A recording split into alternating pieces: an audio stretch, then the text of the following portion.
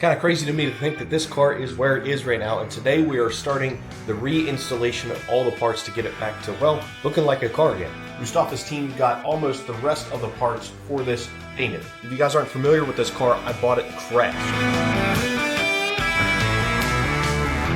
But it also came with a whole entire shell. This is now the shell.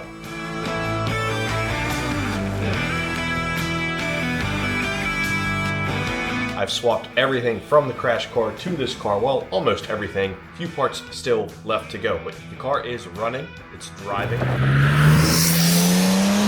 It's running and driving really well, actually, which you saw in the last video. No issue so far. It's not even like misfiring or anything. I'm amazed. That's enough jibber jabber. Let's get to work and get this car back together. The car runs and drives without any major issues. There are a couple little hiccups as to be expected.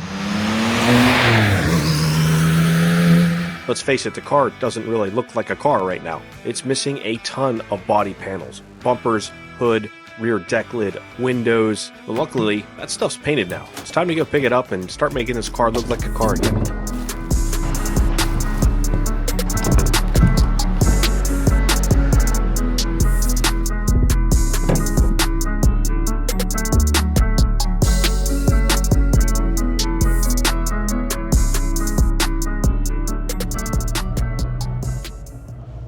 I'm super excited to get these parts out of the truck and look at them in the daylight.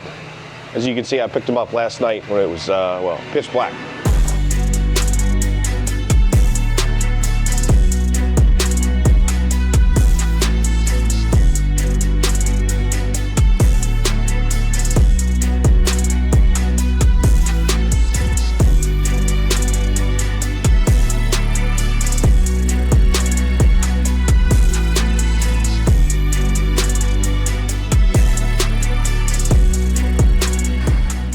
I don't know where I'm going to put all this stuff.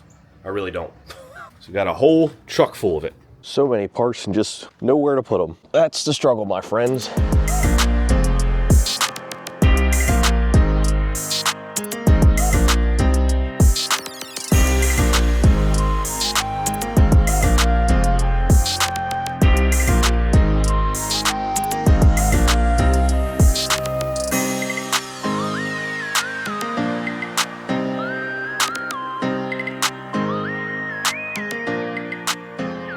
I'm excited to share a cool new tool with you guys. It's going to help with this car and other cars tremendously. This is the Ansel V5 diagnostic tool, and it is amazing. Now, the 997 actually doesn't have any check engine lights, but we all know the 996 has plenty. So let me plug this in quick with the included OBD connector on the back, show you how it works. This thing is sweet. I've never had anything this cool to diagnose problems on a car, that's for sure.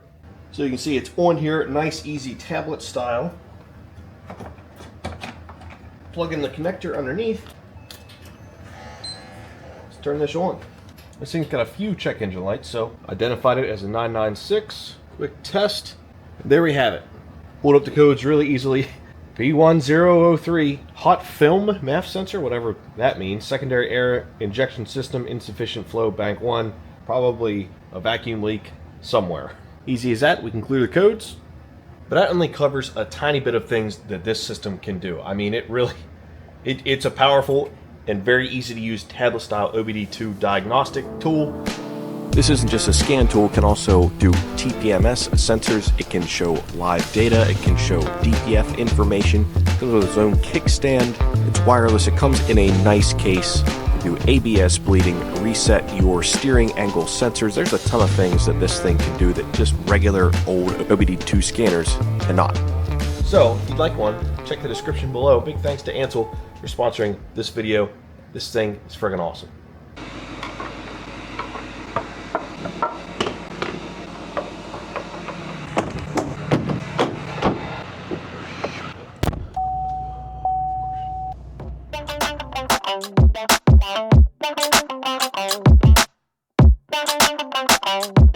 This is a whole sum of parts that I was really excited to get back from the painter, because you know what this means?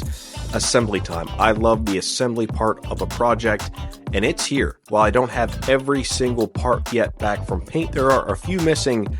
I can start getting these parts together. I can start cleaning up the garage. I can start organizing, and the car's going to start taking shape. I'm really excited. This is a really fun time. It also goes without saying, this is a lot of work. There are a ton of little parts and pieces, screws, clips, you name it. So this isn't an easy task, but it is a great task.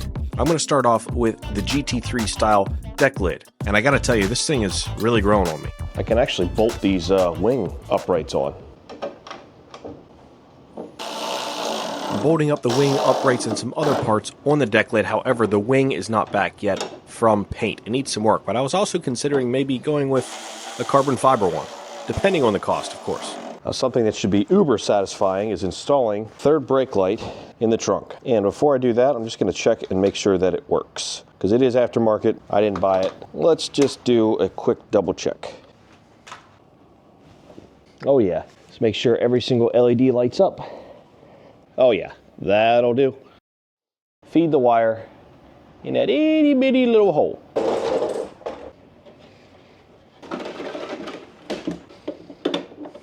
And it fits pretty nice, but what is going to hold it in there? It's my question. There's no sort of clips or anything. I guess a little bit of glue will be the way to do it, though I don't love that. Hot glue might be the choice. This might seem like a little bit of rigging, guys, but I think this is the best option. You guys know how aftermarket body kits are and panels and all that good stuff.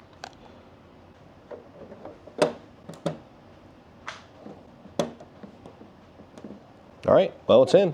Honestly, I think it would have stayed in without the glue, but the glue is a nice little bit of extra insurance just in case. But man, that looks pretty freaking sharp, guys. I like that. Laying around somewhere, I should also have the latch for this. I don't know what these holes are for. I have nice brand new ducts. They're special ducts though. You'll see them a little bit later. I need to get a fan. Didn't come with one, so I need to grab that. Boy, sometimes I surprise myself. Yeah, the trunk latch is right here in the trunk, where it should be. I'm gonna take this out, but I'll probably regret it because I don't know if the engine will start with this open, and it's gonna think it's open without this inside it.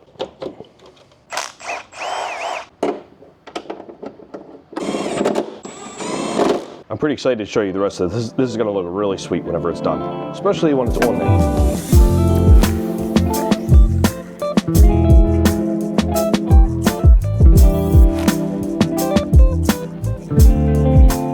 You guys were curious what was missing back there. It was this panel. Thankfully, the previous owner had already purchased it.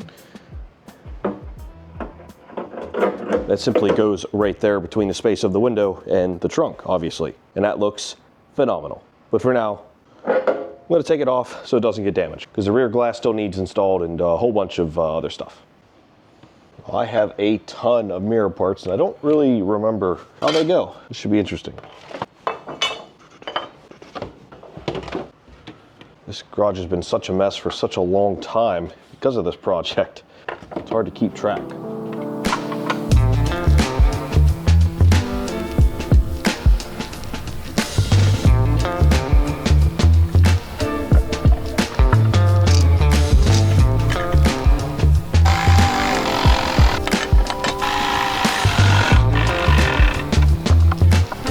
Oh, crap. Did I skip a step? Yeah, that has to slide in there. Oh boy.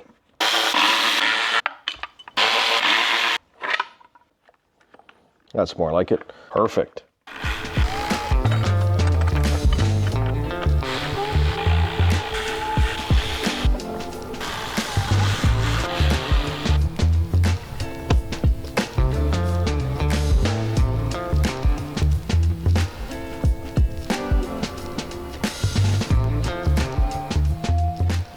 There's one mirror done. Excellent.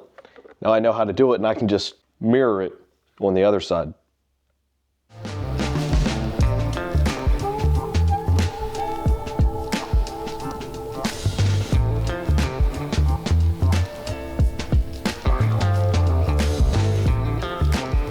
I know it doesn't seem like much, but simply getting these mirrors together, well, it's just a great little project, and they look fantastic. They came out perfect. Another huge thanks to Mustafa and his crew for the paintwork on this car. I'm really excited to get this thing together. But now, on to the next part, We got a package to open up.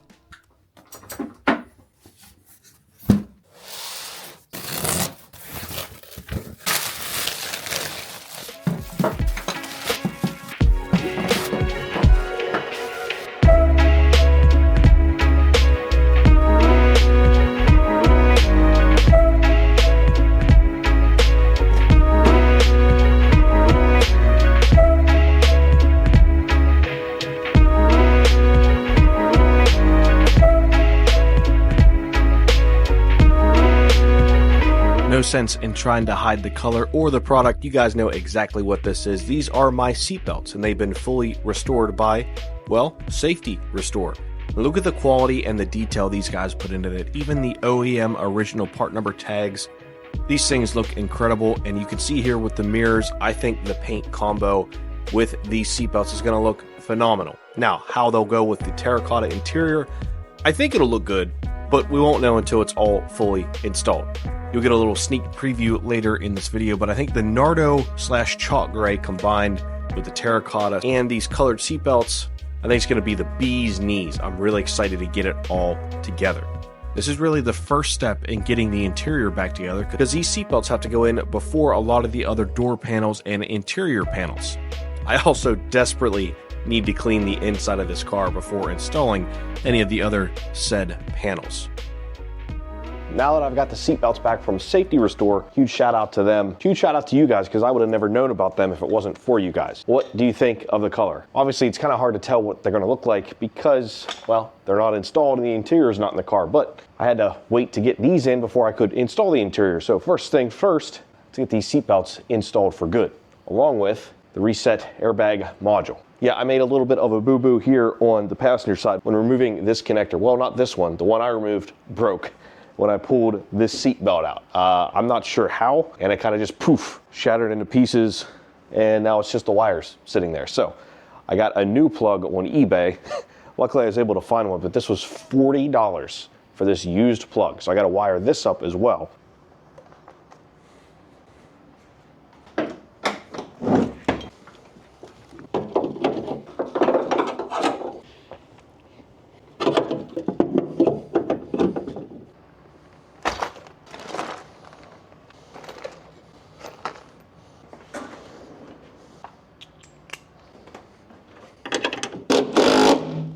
If you remember before, this driver's seat belt was completely locked. I'd presumed from the crash, but you can see now it's working perfectly.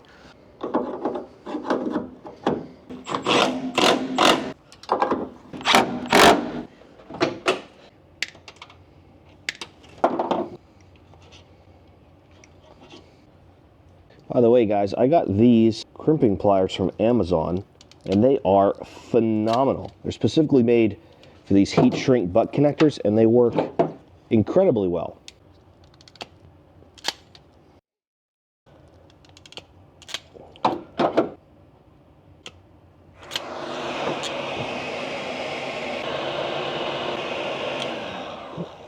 To be completely honest, guys, the colors on the new connector don't match the colors on the old connector, so I'm not 100% sure I had these wired up right. If I don't, it's not going to be a big deal just to flippy floppy it.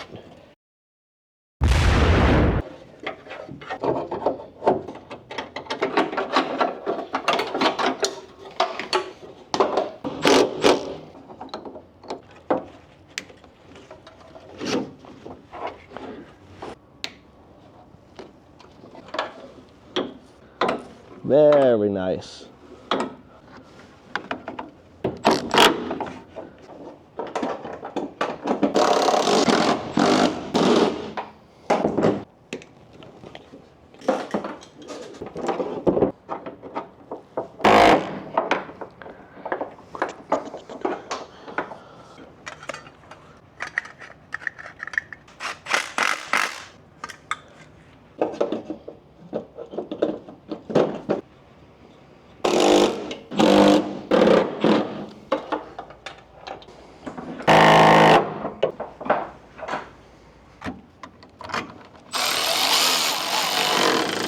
Technically, that's one of the first panels to go on this car in the interior other than the dash.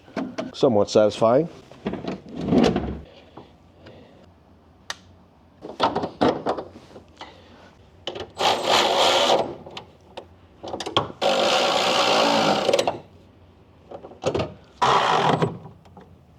Awesome. All the airbag stuff is done. They look freaking sweet, and they're in the car.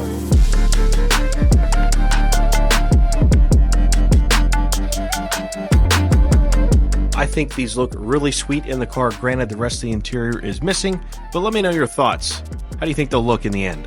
I think they look awesome with the chalk gray paint, that's for sure.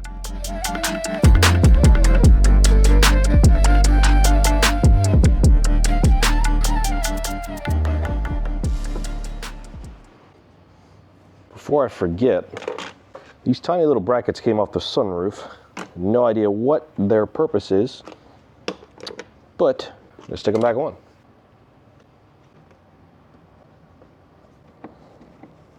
I think that's really all I can do with the sunroof at this point. I haven't been under the car for a bit. I need to inspect some things under there. More importantly, I need to install the rear sway bar, check for any leaks or if anything loosened up. And I think there's a good many braces that I still have to install underneath there. All that stuff, I think, is stored out back. I need to dig through just piles and piles and piles of parts to find out what I got to put underneath it.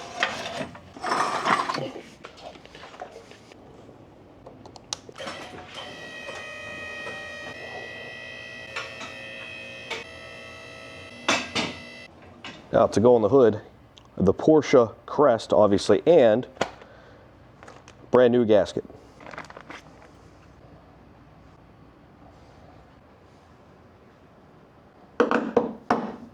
Oh my, that thing looks freaking phenomenal. It's starting to come together, boys.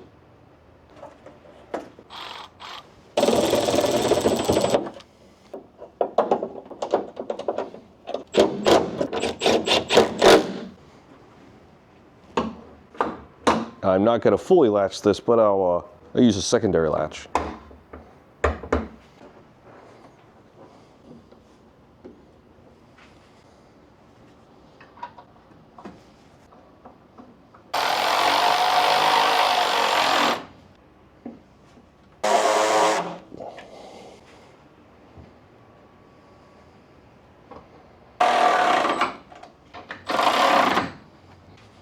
I don't know where my hood struts are, guys.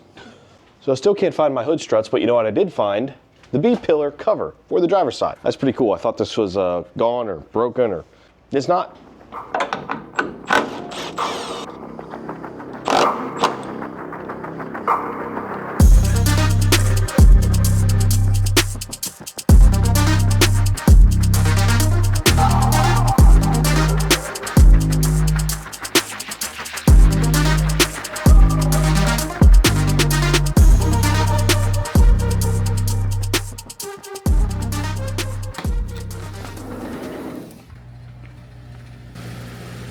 So I've got 1, 2, 3.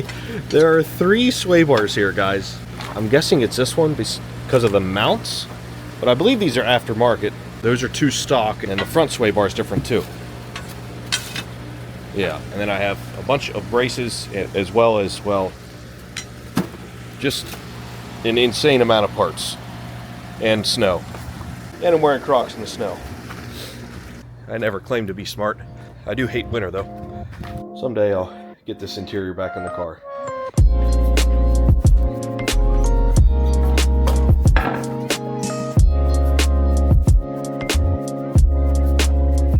In a surprising turn of events, I actually found the OEM hardware.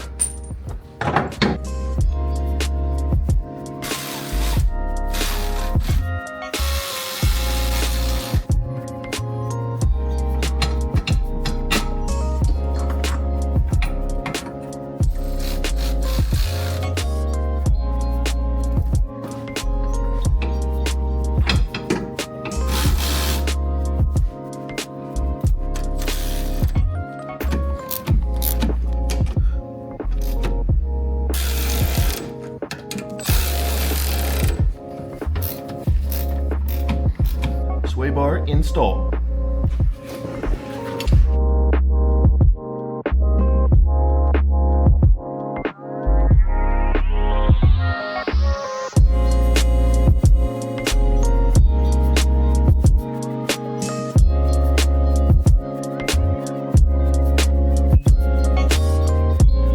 May not seem like a lot, but that's a lot of progress on this car in this video. A lot more to go. Sorry to cut this one short. That's all I have time for today. There are some performance parts waiting for me outside though for this car, so you'll see that soon.